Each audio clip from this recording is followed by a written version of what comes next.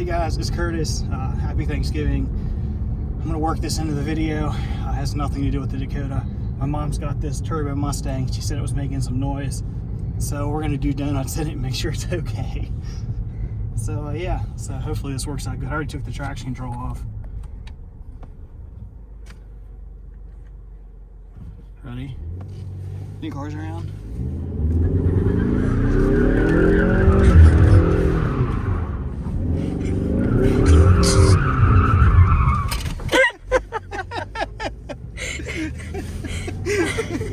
Oh my. Sounds good to me. Everything sounds okay. Yeah, I don't see any issues. It feels pretty stable. All right, well, next thing you guys are gonna see is we'll be back on the Dakota doing stuff. Hey, good morning, guys. So we should be working on this thing today because I do have a bunch of fuel system parts I'm gonna show you guys, but I need to service my daily driver. I know we haven't really talked about it yet. It's a 2019 STI. I want to change the oil in it. Then I got another exhaust system for it. We're going to change the exhaust system up. I'll show you guys that. But if you look down here in the yard, she's right there. So I got to get some heat in it, make sure I have everything I need. We're going to run over, sorry about the sun. We're going to run over to a buddy's house and then swap the exhaust out, raise the thing up in the air on the lift to make it easier, faster. And we'll go into detail why I'm doing that and what else is done to the car and all that fun stuff. But next shot you guys are gonna see, we should be in the shop with the thing. Okay, I changed my mind. I'm gonna let the car's outside warming up. So I'll show you guys what I got.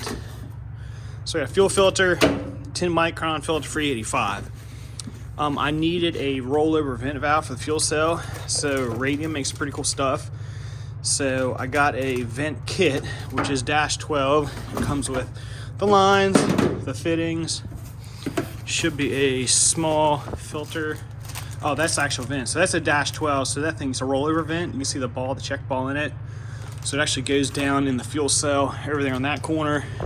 So that goes with that. Those lines and fittings there. And the only other thing I'm looking for right here, it's actually just like a small filter. So that'll be the vent kit. I got that. Also got billet mounts from Holley to hold that air motor fuel filter, a couple random fittings, so we got all that stuff.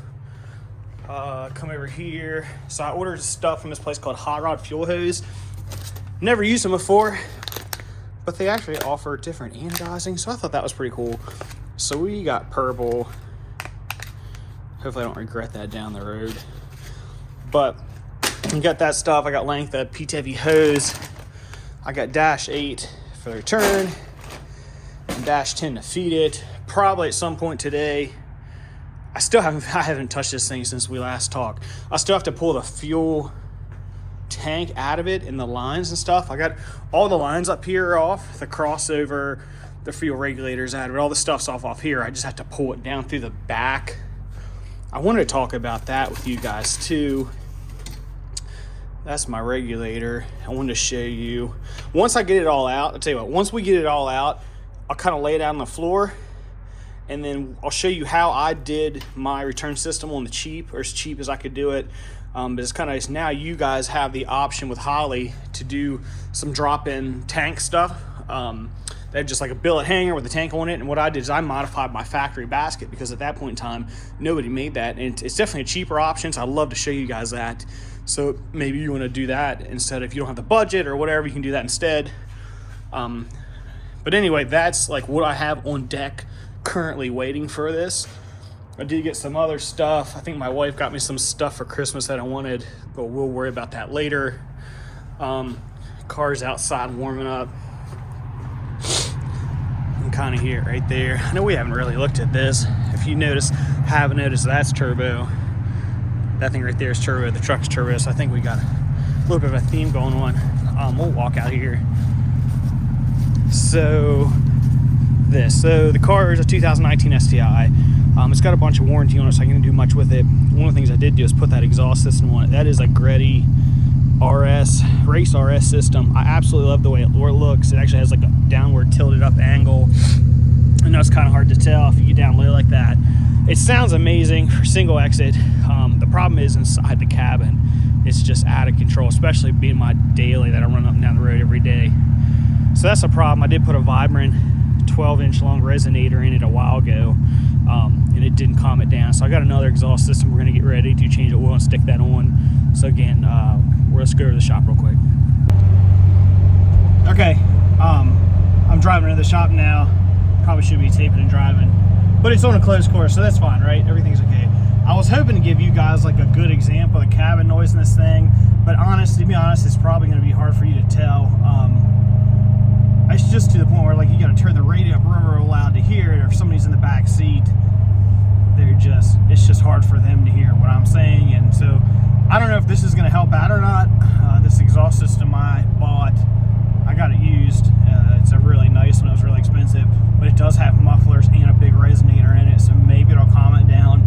If not, for the amount of money I put in it or paid for it, I'll get rid of it, and we'll try something else. But hey, it's worth a shot. But I just want to give you guys an example. Almost to the shop now, so I'll see you in a bit. All right, in the shop, she's on the lift. So this thing's fairly stock, and the reason why is it's got so much warranty on it, I can't really do nothing with it. If you know anything about these cars, the way it sits right now, it's using about 90% of the fuel system. So right out the gate, to make any like decent power with it, it needs injector, fuel rail, fuel pump, regulator, you know, pretty much everything. Now, what I do have done was just some stuff that probably doesn't even make a difference is I picked a Cobb cold air box up and snorkel kit from some guy. It does have an access port on it, which is whatever.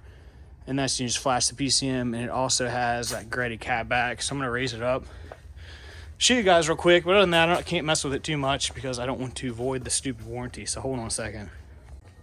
Okay, well, I'm letting the oil drain on this hog.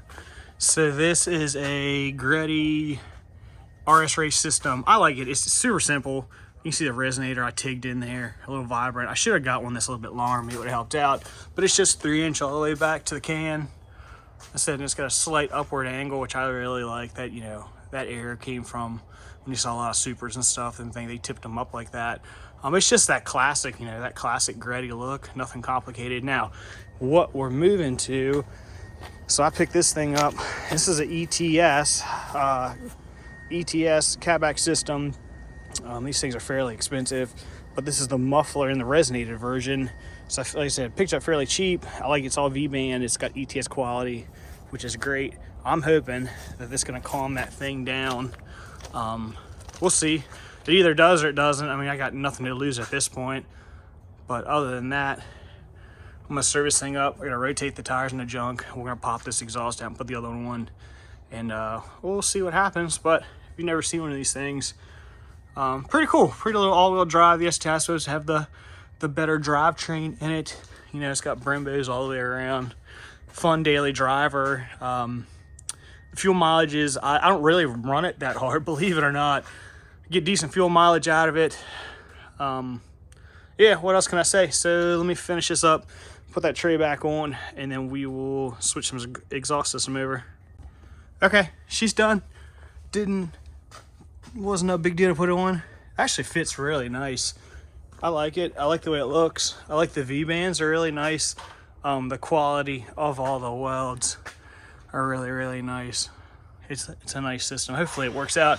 We're gonna see here shortly. Let me load this thing back down. I got some oil in it, and we'll fire up. All right, let's fire this thing up. All right.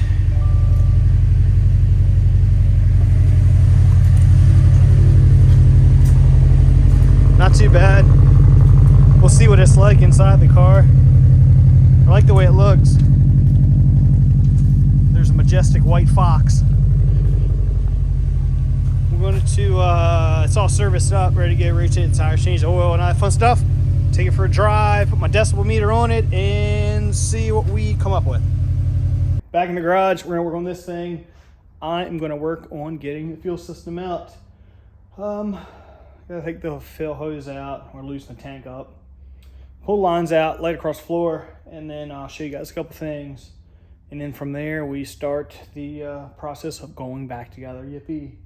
I absolutely hate putting AN lines together, you guys. I just feel like every time I do it, it's a giant struggle. But I'm gonna get after it. everything's out. What I did is I pulled it out of the truck, pulled the line out. Actually, in one section, I've got it all laid out. So I want to show you guys real quick how I did it. In my opinion, this is probably arguably the most budget-friendly version of this. To kind of give you just a rough idea before we look at it, what I did is I ran a -8 line, which is 1/2-inch line, from the fuel sender to the rail, and then I used the factory fill line as the return. So you're only running one line. It just needed a couple special fittings, and then I'm probably gonna pull the center out because I kind of want to show you guys that too. So you can actually modify it yourself, or if you want to buy the Holly thing. It just depends. It all depends on your budget. But again, in my opinion, this is probably the most cost-effective way to do this. So let me flip the camera around and I'll show you. Okay, here we go. So I'm gonna drop some information on you guys. So what we're looking at right here is the factory sender. Now, typically from a factory, your truck is gonna be returnless. So that means there's only one line. It's actually this line right here. And that's the only thing that feeds it. And you got your electrical connector. And then over here goes your charcoal canister for a vent. So what I did is went to Richard at Hybotech, and he sells aluminum piece. So you can pop your old factory regulator. It's a big thing. It's about this big. You push that aluminum piece in, it lets you to put an AN-8 AN line into it. And then you put a bulkhead, a number 6 bulkhead. And then you can run your feed from here and your return from your factory line. So again, so you can see where I just have it all zip tied together and I pulled it out in one piece. Basically, it rolled down the frame rail. I put another filter in line, runs all the way down the frame rail, up across is where it crosses over to transmission, runs across the back. That side right there feeds a fuel rail. Now, this side right here, really, there's only a couple things you need. We got a fuel regulator that comes from the other side of the rail. So a lot of companies say you have to split it, and you go in each side of the rail, and then you come out and go on each side of the regulator. I didn't. It's been fine for all this time. That's totally up to you. Again, if you're doing it budget friendly, this truck's been together at this horsepower level. I've never, ever had an issue. So don't fret over that. Don't overthink it. You will be fine.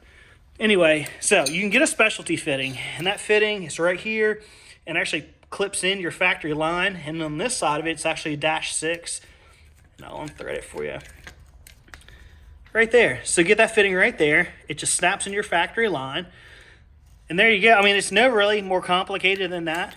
In my opinion, it shouldn't be overcomplicated. That fitting size, in fact, I'll tell you what. I want to make sure I give you guys the right fitting size. Can't remember if it's 3/16. I'm sorry, 3/8. I don't think it's 3/8. If I remember right. Yeah, it's not 3/8. Oh yeah, if you ever want to see the size of a bolt, you can actually take an opening wrench and give you a rough idea. It's actually not 3/8. It's actually 5/16. And I don't think, actually right here, 5/16. So if you take a 5/16 opening, stick it on here like this. Yeah, it almost fits tight on there. So that's a 5/16 adapter. So it's 5/16 to -6, which is technically a -6 is a 3/8. Somewhere in here, bear with me. Yeah, this was actually, so that's actually the 3/8 version. Or is that the 5/16 version? That's the 5/16. But the thing about it was I ordered the wrong one the first time. I think this is sorry, I'm trying to do this with one hand. I think this is actually the right box with the wrong fitting. It's the first time around I tried to make this work. Let me check.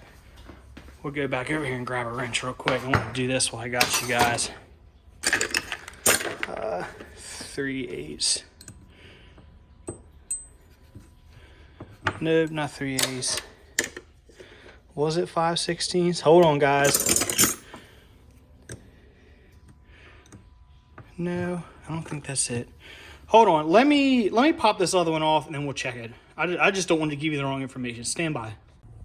Okay, I got all goofed up. All right, so there's two things you're going to need. This one right there, if you can see the part number, 5/16 push to EFI, and that's this fitting right here. and it clips in your factory line at the rail, and that's what you're going to use as your return. So it just pushes in there, it snaps in, right? Easy. So you're going to want one of those. And again, there was the part number. Now, on the tank side, besides the couple fittings we talked about, you want a -6 to -6 union, and then you're going to need a push on the EFI. Let's say push in EFI with the -6 on the other side. This is 3/8. So you're going to need one 3/8 to -6 and one 5/16. The 3/8 goes in the factory line, and that's the feed, right? Snaps in there just like that. There, and then -6 to here, and then -6 to here, and then you got your -8 going out. So that's that. So I just want to make sure, don't make the same mistake I did. I've done this so long I couldn't remember, so I want to make it straight for you guys. So again, those are the things you're going to need to take that factory line and make that line your return. Then take your -8, just zip tie to it, run it down the frame rail. I have, well, my M1, I have Richard from Hypotech's -8 rails, so you can use that. And so what I want to do now is I'm probably going to pull that fuel sender out just for you guys. So really there's no need for me to do it. So I'm going to pull that sender out, and then we'll probably take it apart. Maybe, maybe not. We'll see. And I want to show you how I modified that basket to take and fit the Walbur 400. I mean, at this point in time, if I were you, don't do the 400. Don't even skip it over 450. Just go ahead and do a 525.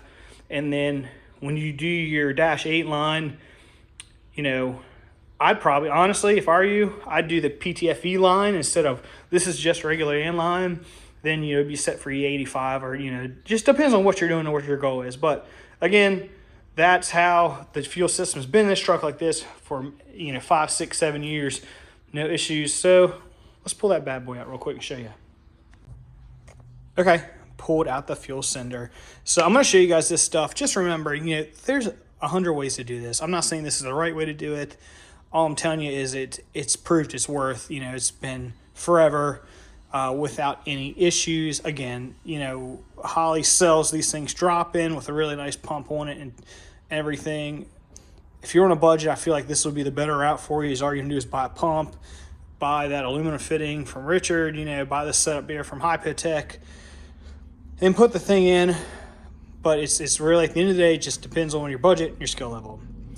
So first and foremost, your factory sender, the hose that goes from the pump to the actual fitting, is it's kind of like an accordion. And what that does is it allows this thing to move up and down. So when you, basically, when you're dropping in the tank, it bottoms out on the bottom of the tank, and, you know, the tank will flex. So that's why these two pieces float. If you look at the track system, the way this thing's set up, it no longer does that. With that said, if you look in there, that's a -6 AN line that I'm using from here down to the pump. So it makes it, you know, there's no more give like it used to be. So you got to make sure you have to measure from the top of the tank, lay a flat edge straight down. That way you get this hose length correct. Now you could also try to find one of those longer plastic hoses that's, you know, that's what they use this stuff for. That's an option. It's just, again, it depends what you have. This is just how I did it, and it's been like this forever. So that's one thing to note. Another thing to note is getting this thing apart. Is actually, you take a couple screwdrivers, you'll flip it over like this. We'll take some flat screwdrivers and jam in there, and the thing will pull apart. Now, the way this thing is set up right now, you actually have to take that hose clamp off right there. And once you pull that hose clamp off, then the whole thing will pull apart. So you kind of got to wrestle it a little bit. Another thing I did too is I put holes in the side of it, and that just allows the fuel to move through it.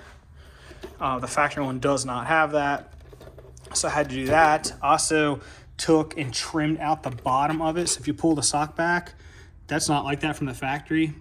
So I took a Dremel and trimmed it out so the thing's actually took and you know, the way it's notched is the bottom one of it won't kick around. So it's actually mounted fast, and like doing that allows it just to sit in that little, you know, see the notches right here, so it allows it to sit enough below it that the pump won't move.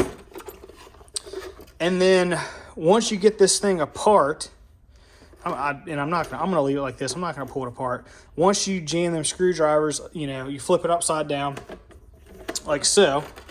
You stick your flat screwdrivers down there, and the whole thing's gonna want to separate. You can also unhook the wires. There'll be a connector up in the top of there that you unhook. You'll do that. Now, this pump is actually shorter, so you're gonna separate this thing into two halves. The pump lives its life in the bottom half right here. That pump's actually shorter. So what you're gonna have to do is you're gonna have to make a spacer, okay? And the reason why is there's actually 3 sections to this thing. Top, bottom, and then it has an internal section that clips into here. So once you separate these two, you'll have the internal section, and that section clips in. It holds the top of the pump, and the bottom of the pump's held by where it's notched. Between that piece in the center that sandwiches everything, because this pump is shorter, you're gonna have to make some kind of spacer to allot for that. So what I did back in the day is I took a piece of round piping, and I don't know where I got it. It was definitely aluminum, something along these lines right here in aluminum, and took and cut it and just used it as a spacer. And I think, if I remember right, I might have had to notch it a little bit too. You can't really see it. You guys can't see it at your angle. Actually, you can. If you look real deep down in there, you can see that little aluminum. So there's like a rubber grommet, and there's aluminum. That aluminum right there is actually that spacer I'm telling you about. But so again, there's options. This is my option. I've seen other guys take this thing and just hack the bottom off of it, drill 2 holes in it, clamp the fuel pump to the side of it. The most important part is when you drop it down, again, measure that distance. Make sure that fuel pump, you don't want that sock touching. You want it raised up just a little bit off the bottom, just maybe like 1/8 of an inch or so, because if it's touching, it might cavitate or do some weird stuff. And the other side of that is when, if you can see where the sender reads at its lowest point, right there. So if you want it to read correctly, so when it's low, it's actually low in fuel, you got to take that into consideration too. Again, not that it's the right way, but that's just how I did it. This is just how I did it, and all that other stuff. So at this point in time, the fuel system's out of it. It is time to start fresh. So the first thing I'm going to do is, one of the things I really didn't like before is how this guy was mounted. And I had this guy, just got to pull the fitting. This fitting has to come out of here, so we're saving that for later.